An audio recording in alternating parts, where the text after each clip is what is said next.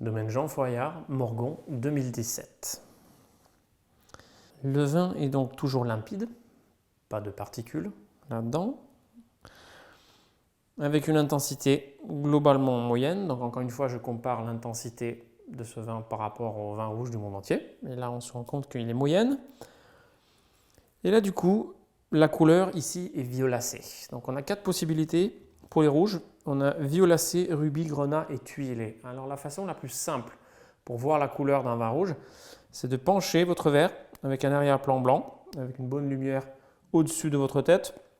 Et puis vous essayez de regarder vraiment l'extrémité du disque, c'est-à-dire la partie qui est la plus éloignée du milieu.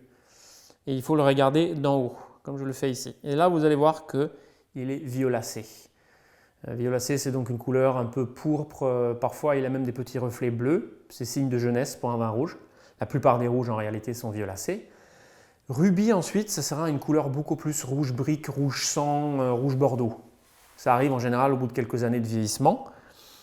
Grenat, c'est encore beaucoup plus. C'est plus une couleur orange, le grenat. C'est des vins avec un vieillissement plus poussé. Et tuilé, ensuite, ça va être une couleur vraiment cuivre ambré pour un très vieux vin rouge. Donc là, on est sur une couleur violacée. Donc limpide, moyenne et violacée. Alors le nez ici est net,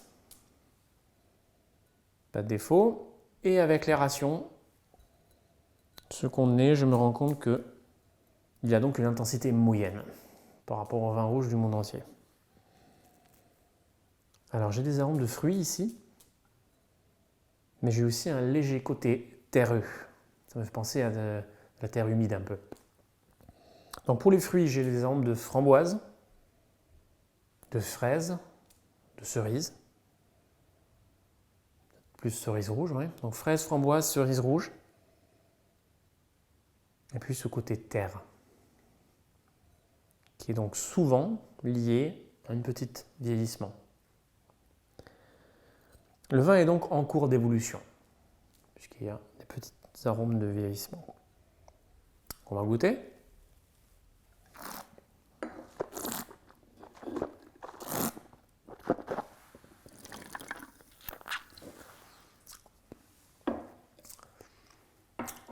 Au niveau de la sucrosité, on est donc sur un vin qui est sec, pas de sucre toujours.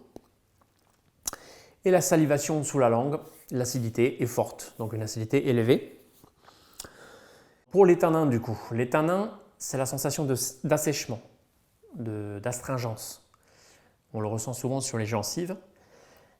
On l'a bien sûr dans le vin rouge, mais on l'a aussi dans le café serré, le chocolat amer, les bananes pas mûres, le thé très infusé. On peut le retrouver dans pas mal d'autres aliments. Ici, pour moi, ce sont des tanins moyennes. Globalement, par rapport à tous les vins rouges du monde entier, on est sur des tanins qui sont moyennes ici. L'alcool, moyen. Et le corps, léger. On est sur un vin rouge léger ici, au niveau de la densité et l'épaisseur en bouche. Je vais voir pour l'intensité et pour les arômes.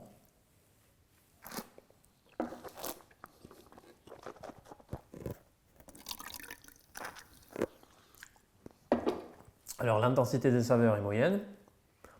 Je retrouve les arômes de fraises, de framboise, de cerise rouge, mais aussi ce côté légèrement terreux, terre humide. La longueur, à la fin de bouche, dépasse facilement les 15 secondes. Donc on est toujours sur un vin long. Finale longue. La qualité, du coup, très bon. Et c'est un vin qui pourrait vieillir un peu. Donc peut être bu maintenant, mais un certain potentiel de garde.